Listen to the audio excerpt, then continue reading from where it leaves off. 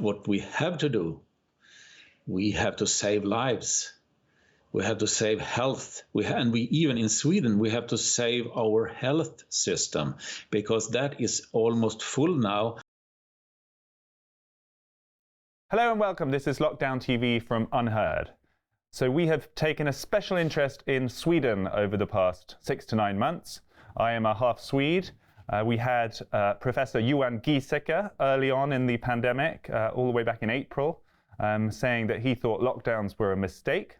He promised to come back on the channel a year from then, and he will still be doing that. So we'll hear from him in April 2021. We also spoke to Anders Tegnell, their state epidemiologist. He also has promised to come back next summer and review how things have gone from his perspective. Right now, things are looking a little worrying. And joining us from Umeå, which is a town in the very north of Sweden, is Professor Fredrik Elgh. Hi, Professor. Hey.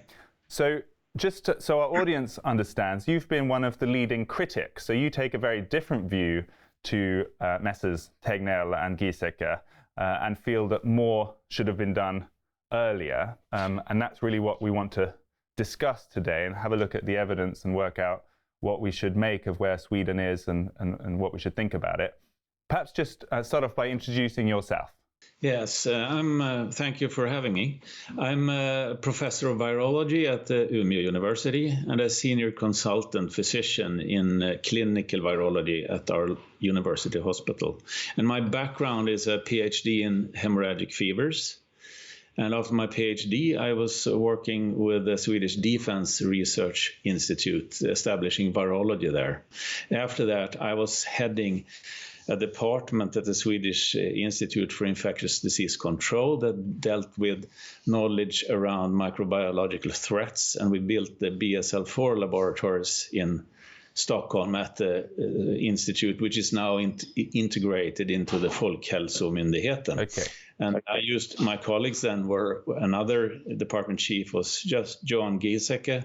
And in my staff, I had Anders Tegnell at the time. So it's a small world, the epidemiology world in Sweden. So let's begin by just, we've actually prepared some charts so we can put them in front of people so we get a sense of where Sweden is in the pandemic. So first of all, if we look at daily cases, these are positive PCR tests, essentially. So they may not be symptomatic. And that shows a serious surge in the spring, very low levels throughout the summer, and now a much bigger looking surge since roughly October that's still going up. We had a lot of cases in the spring too, but we didn't have testing in place enough. We didn't have enough testing at the time. So now we do have quite good. So now we see a true rise in these cases, which is rather dramatic actually at the moment. Compared to other countries in Europe, if we look at the next slide, it's a different situation because some of those other countries have had a very steep rise earlier in the autumn, but have come down, whilst Sweden, you can see it right up there with the United States, seems still to be increasing. Germany, it should be said, is also increasing. Austria is also increasing. And actually the UK is now tilting back up again. It's important to note here that many of the countries that you have on the chart here, Austria, Belgium, France, etc., have had a dramatic increase in cases. But they have taken rather different but harsh measures to bring this to change, and they have been very successful. You can see that especially the Belgian curve there has gone down dramatically, and most other countries too. And of course, yes, some of them are going up again, but then they're starting at much lower levels than we are in Sweden right now. We are at the same level as United States when it comes to cases, and when you look at deaths, we are in a much or a worse situation than the United States is at the moment. The next one is to look at the deaths, and there it looks slightly different, but we can see there was a big surge in the spring, and then it's been coming up again quite dramatically since around October. It's worth pointing out that that final drop-off is not necessarily real. A lot of these deaths are. It is not real, because if we show the reality here, it's going up dramatically. And people have now, since we are so delayed in our reporting in Sweden, people have shown that it's rather easy to predict where we are going, and we are really going in the wrong direction here. The next slide shows a comparison of a number of countries in terms of overall numbers of deaths. And so there we see Norway, neighbouring country to Sweden, right along the bottom. Germany increasing, but also looking much better than other countries.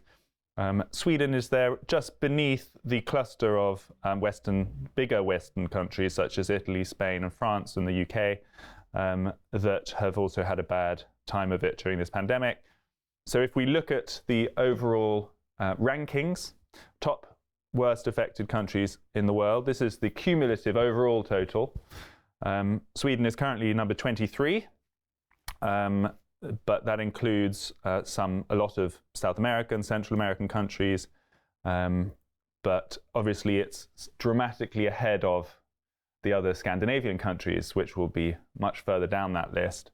And we are on the rise now when it comes to cases, and most of the other countries that are ahead of us in this horrible chart is going down when it comes to spread of the contagion. So we have to do that too, so we don't reach these levels in deaths. So let me kind of give you the microphone, as it were.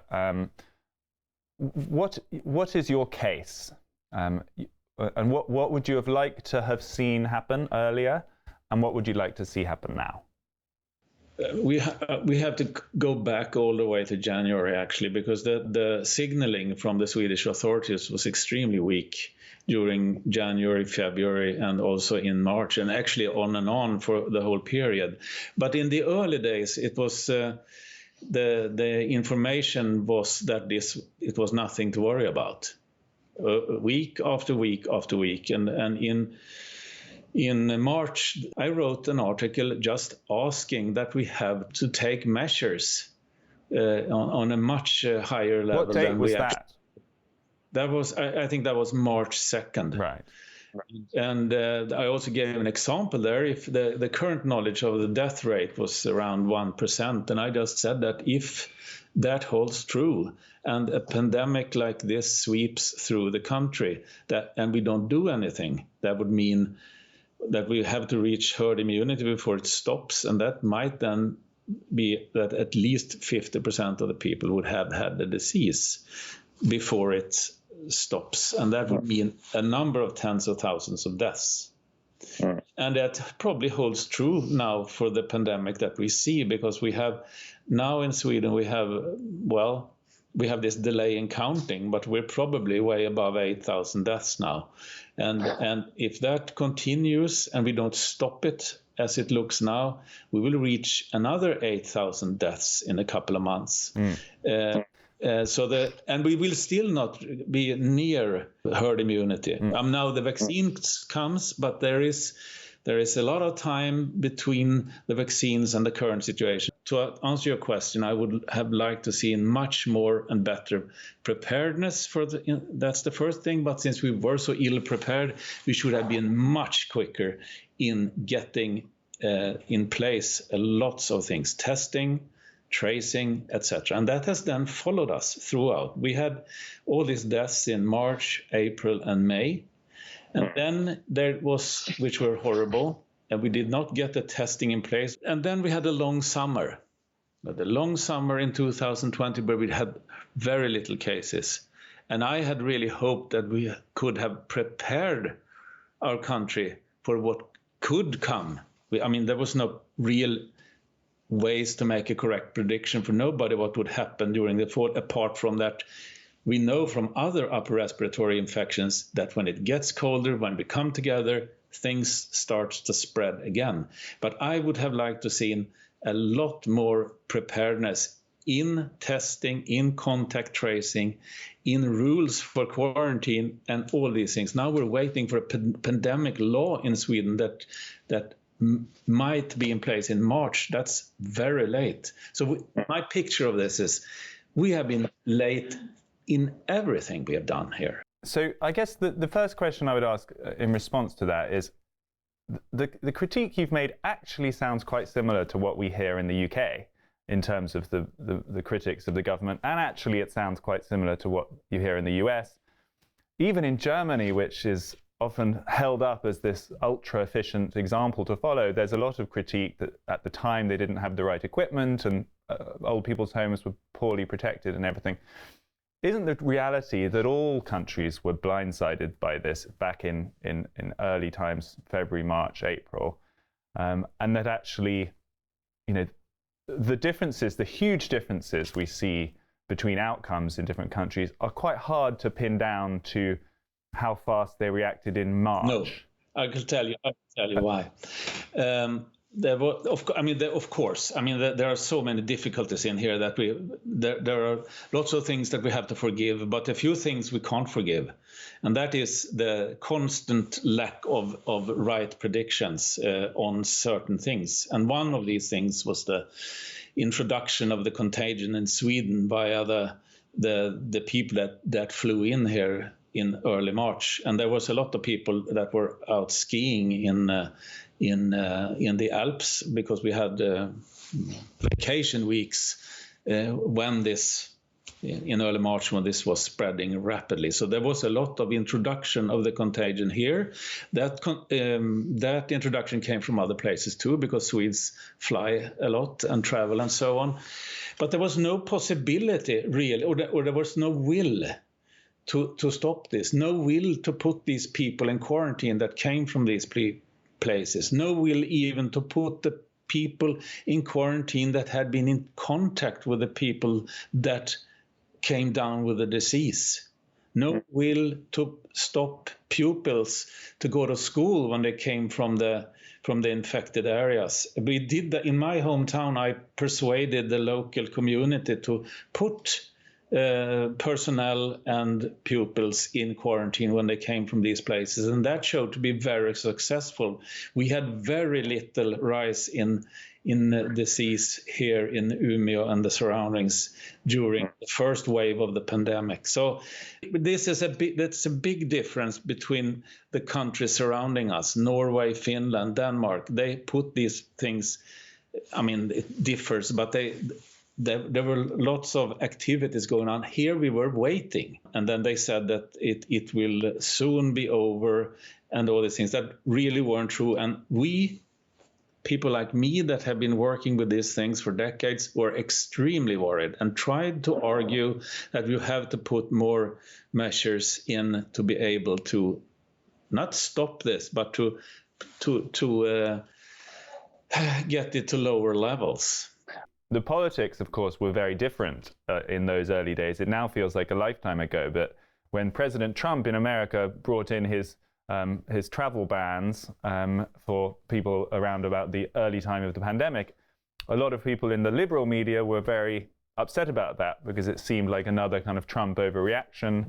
Denmark, which has a much more strong immigration policy than Sweden does, was stronger on closing borders, which I think a lot of liberals in Sweden felt was, right-wing in some way. And now it's kind of, by now it's flipped, and everyone thinks that Sweden is the kind of libertarian paradise. But I guess it was politically very difficult to know so quickly and introduce those kind of measures all the way back at the beginning of March, wasn't it?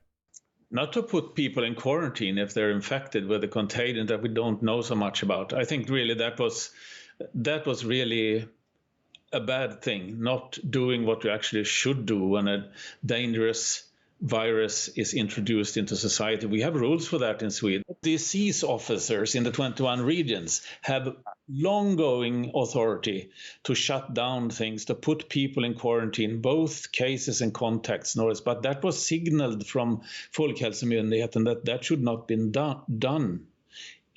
So I think that's really that was a big difference in Sweden compared to other countries. Okay, so that takes us to, as it were, the point where the disease has been very properly introduced, and you think it might have been protected earlier. So once that's already happened, once I think we should stay there. I think we should stay there a little bit too, because you have had both Johan Giesecke and Anders Tegnell on this program, and they have.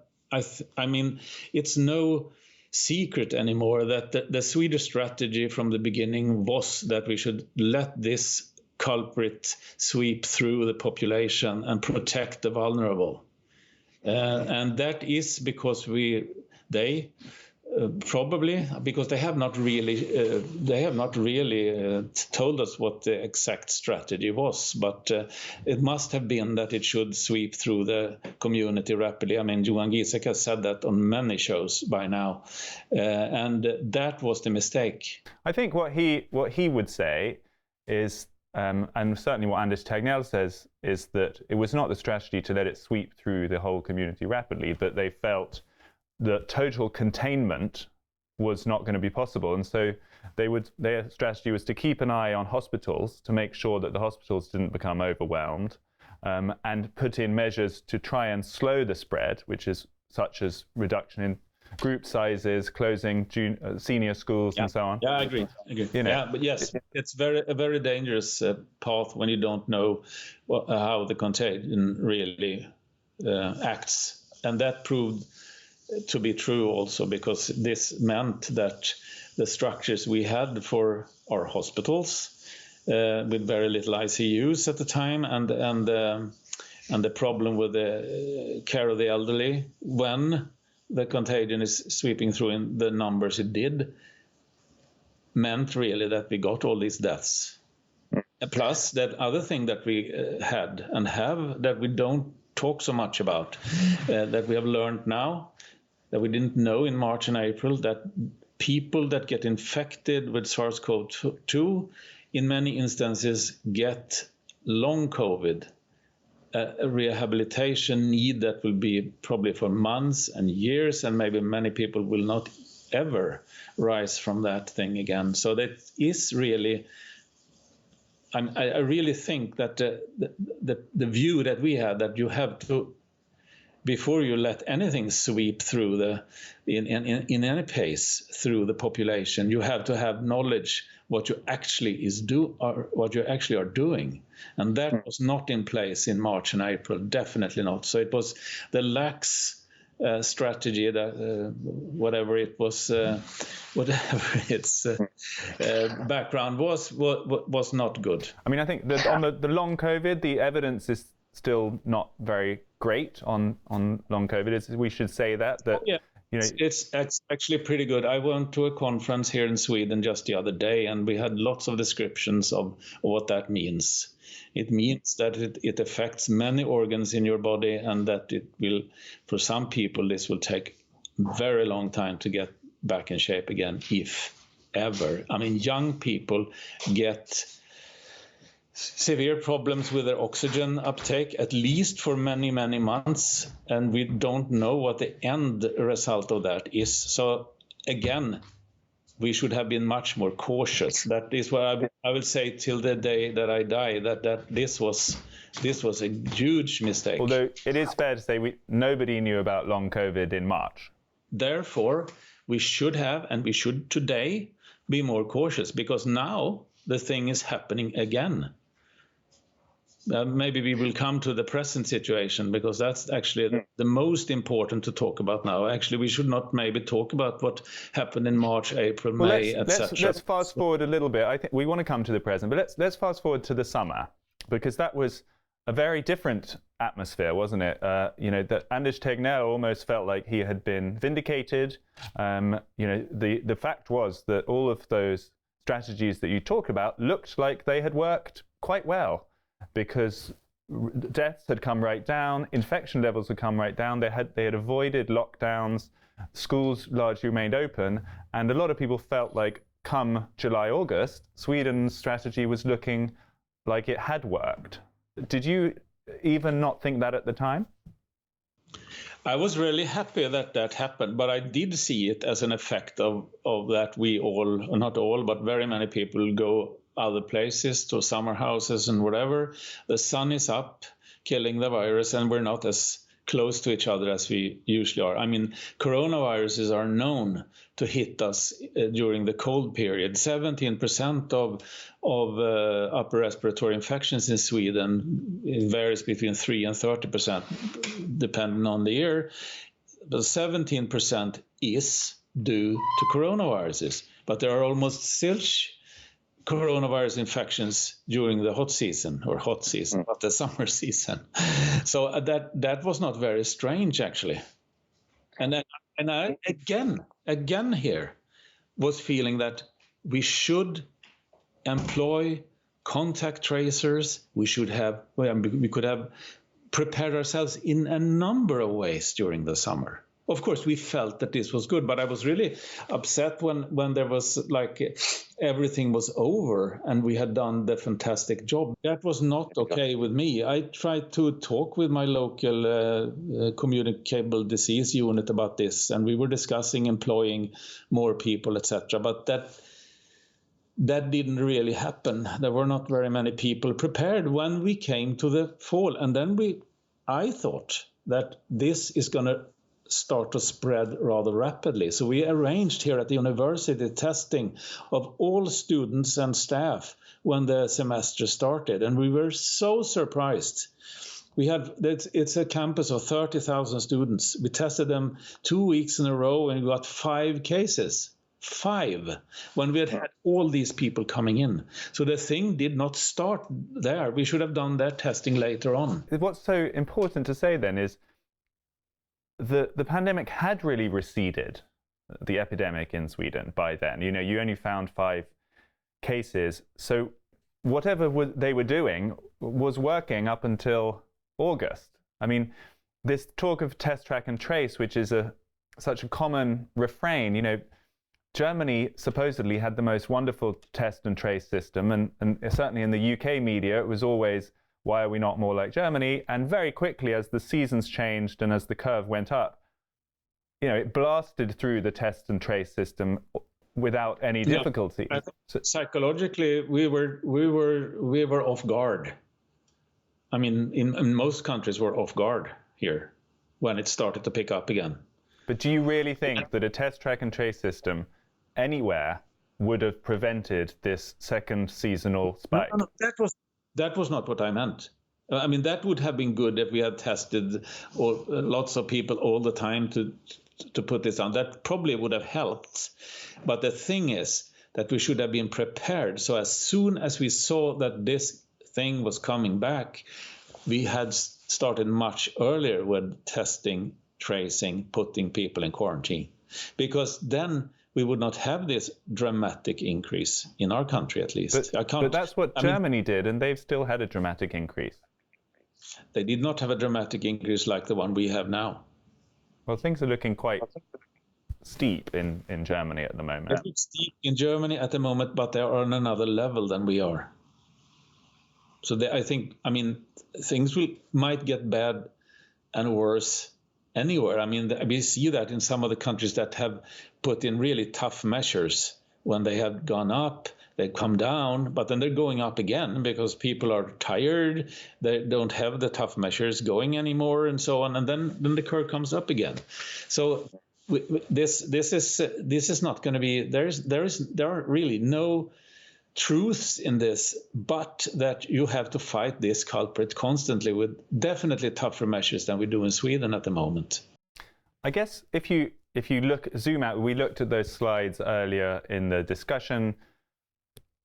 The evidence, surely, I mean, that ranking of 25 countries, you know, Belgium, Spain, Italy, France, the UK, all of those countries had very stringent lockdowns. They more than ever attempted in history, they tried to contain the virus. There were cities in France where you had to wear face masks in the street. You had police patrolling the streets in Spain, and Germany, obviously, with its excellent healthcare system. And yet still in all of those countries, when the season changed, the virus came back. So I just wondered, do you think this is something that we could have improved 10%, 20%, 50%? Or do you actually believe that one could have prevented a second spike? No way. No, I'm not saying that.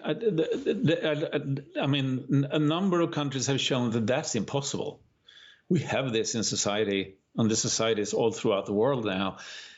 If we had started extremely early, we could have succeeded like they've done in New Zealand, etc. But that's way too late now.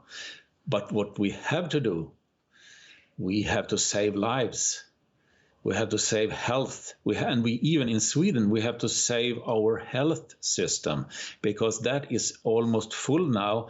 And with the spread of SARS-CoV-2 that you showed in one of the first charts there, just going straight up. And I could have showed you the chart of people getting into hospitals in Sweden now. That's also going almost straight up.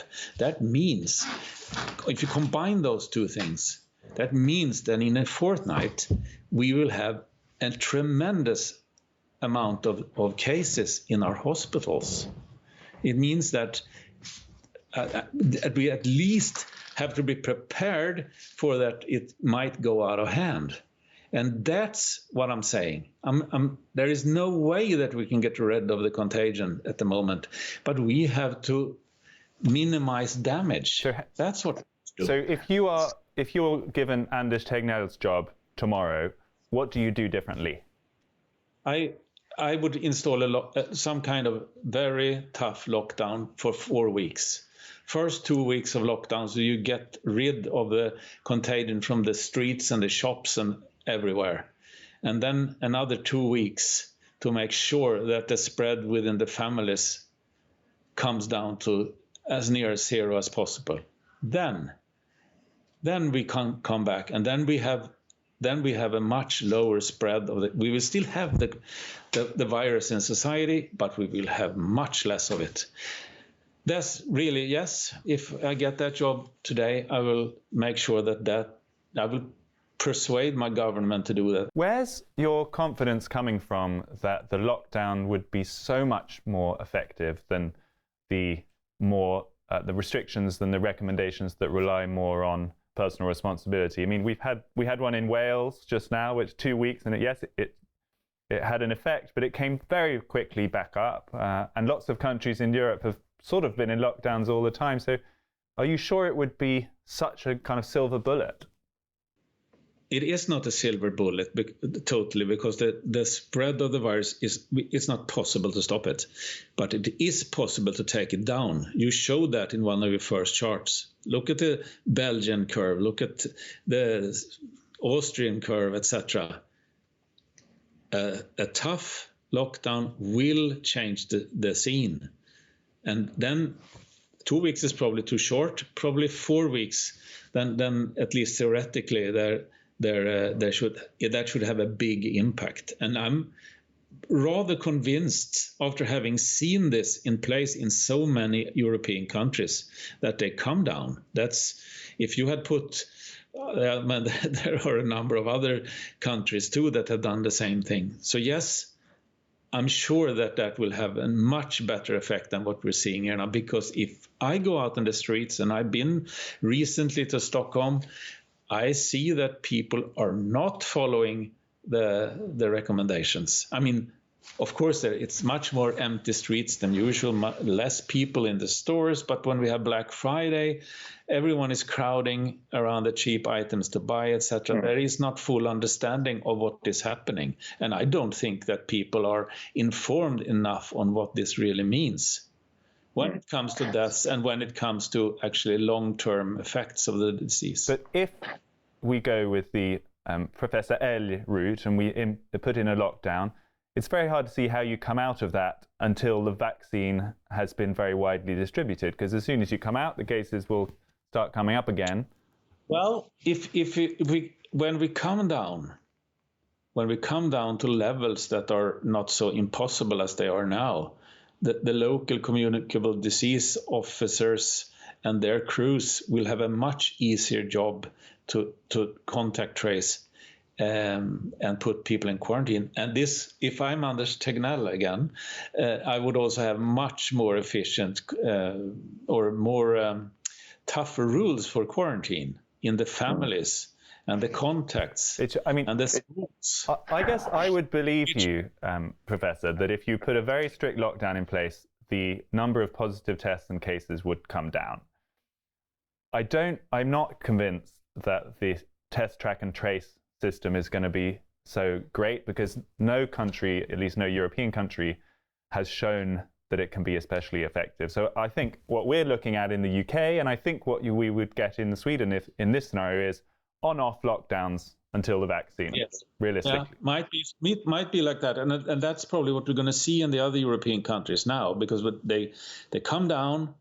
They're down for a while, then it starts to go up, and we don't want to come up there again. So then there are stricter regulations, and we just have to do that. We have to do as Fauci says. We have to fight this bastard now for a while, because the cavalry is coming, right? Are you not worried about the secondary impacts of that? So what you're signing up for is potentially 4 months, maybe longer, of on-off, pretty much cancellation of society, cancellation of life.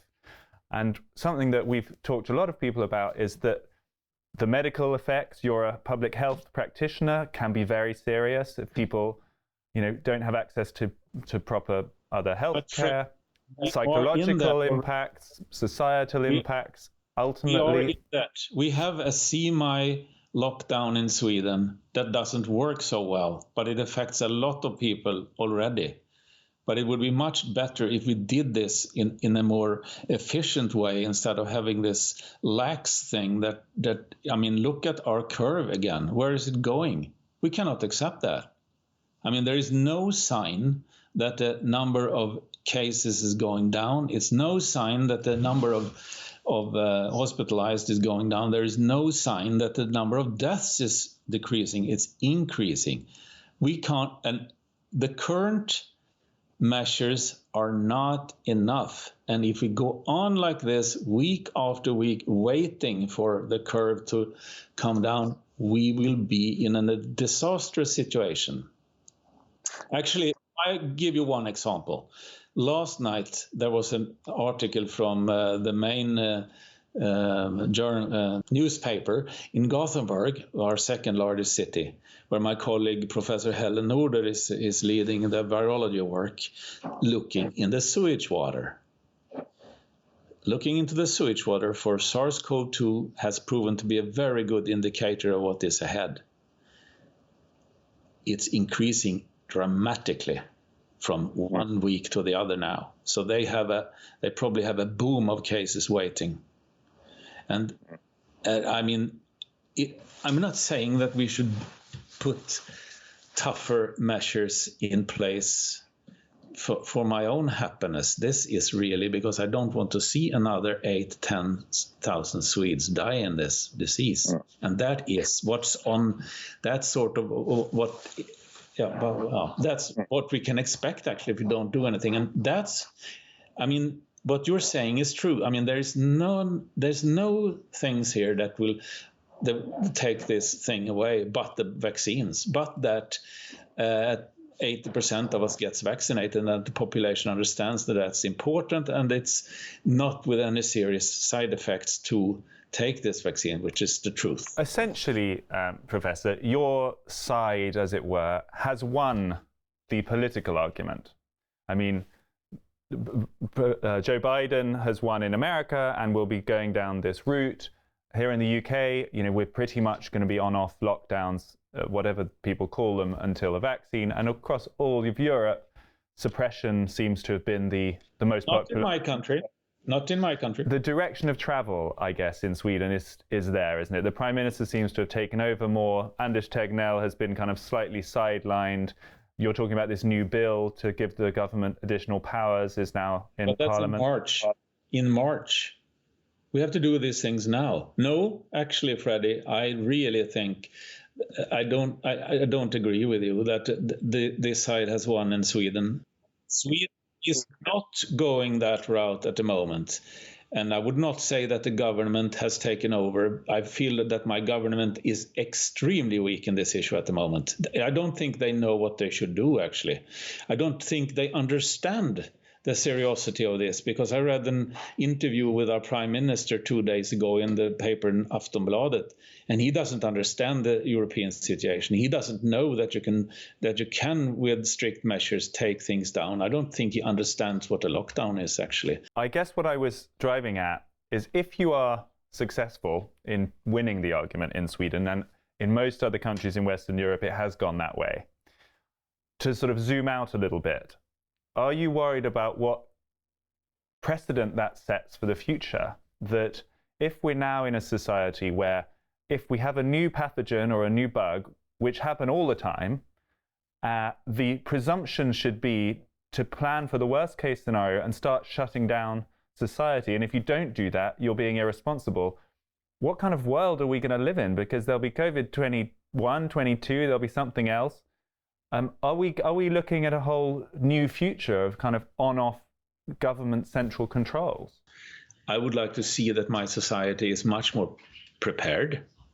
I would see that my society is listening more to what other experts in other countries are doing, so that we're not so on our own when things happen. Of course, it's a big scare that we will get a more like dictatorship-like situation. But do you understand that fear? I really understand that fear, but I have a hard time seeing that Swedes would accept that. I mean, this lack of democracy in the future. But I do see it. But to me, it's a risk. But on the other hand, we have a risk now of killing off tens of thousands of Swedes, or at least an 8,000 more, or wherever this will end. And that will also be disastrous. I mean, we have had a disastrous year here. And just to continue, to finish, we have to put laws in place that makes it possible to act when we need to act. And I'm not at the least afraid that would lead to dictatorship. I mean, if there was a war on, if the Ruskies or the Americans or someone else want to roll in here with their tanks, well, then we should have rules and regulations so that we can put the country on foot to fight that enemy. At this point, we have had very little of that. We have actually not even used the rules and regulations that we have in place with the Communicable Disease Act, and that's very worrisome. Let me just paint a scenario for you. Sweden moves to more restrictions, or it doesn't. We eventually get to a point where a large number of people are vaccinated and the summer comes and the worst of this epidemic is over. Next fall, next autumn, someone somewhere notices a new virus that is a new coronavirus that appears to have unknown fatality rate, but it's a bit uncertain. Is your view that now we should all be ultra cautious on that and then return to a kind of closing borders, using these new laws to restrict people's freedoms, and be a kind of ultra militant against any new threat like that? Our authorities told us that it was nothing to worry about. Now you are talking about 180 degrees from that we should, as soon as there is a virus popping up in China or elsewhere, that we should shut down society. Of course not. But we should be much more prepared. The international society must be much more prepared. Then I will just come to the biggest problem in Sweden, and that is that it was not accepted by Folkhälsomyndigheten that this bug was spreading from people that didn't have any symptoms. And that's why it got so lethal to have a societal spread of the magnitude that we had and have now, because it's very tough to not having these viruses creeping into the elderly care. And that's what's happening now too when the thing is spreading. And that's why it's so important that Swedish solidarity have masks on, because it's known in the scientific literature that 90% of the droplets that come out of your mouth when you have a mask on stays there. But Professor, nobody has managed to protect the elderly care homes, not anywhere in Europe and nor in America. No, but it's the numbers. So it's not Sweden, though. I mean, why places where there are masks and they've been ultimately much more activist and agile and draconian and everything, it still got into the elderly care homes. But Freddie, would you say that there is no use of using protective equipment in the care of the elderly? Would you dare to? No. Would you dare to say that? No. I mean, presumably people do wear masks in elderly care homes. Yeah, but if again compare then the Nordic countries where there was much less spread in, for example, Norway and Finland, they have had much less deaths in the elderly care, and that's because there wasn't so much virus out there, so there was not so much personnel that could carry it into the elderly homes. That's sort of the simple truth of this. And then you can put on masks to lower that. Of course, it's not 100% thing, but it's the societal spread that we let this bug spread in society. That's the thing, and that we didn't accept that it's as symptomatic spread. So, I mean, I think we've got a very clear impression that you're upset about this, and you have a strong sense of what you would like Sweden to be doing differently. I hope you feel you've got that across, and however people feel about it, no doubt that you are sincere about that, and whichever way Sweden goes, we obviously hope that the numbers stay as low as possible in terms of deaths there. So thank you very much for your time. Well, Freddie, thank you very much for having me here. I think it was a very important opportunity for me to be able to express my views on this. And I really, just like you, hope that the right measures will be taken so we get this amount of virus down to handleable levels as soon as possible. That was Professor Fredrik Elgh from the University of Umeå, which is in the north of Sweden, taking a very, very different view to previous experts we've had on this show, Giesecke and Tegnell. To those of our fans who are big supporters of Giesecke and Tegnell, worry not, they will be back next year to explain themselves and account for their approaches. But here we are interested in one thing, which is the truth and the best outcome. And as always, we want to have the full breadth of opinion. So thanks to Professor Elgh. Absolutely fascinating. This was Lockdown TV.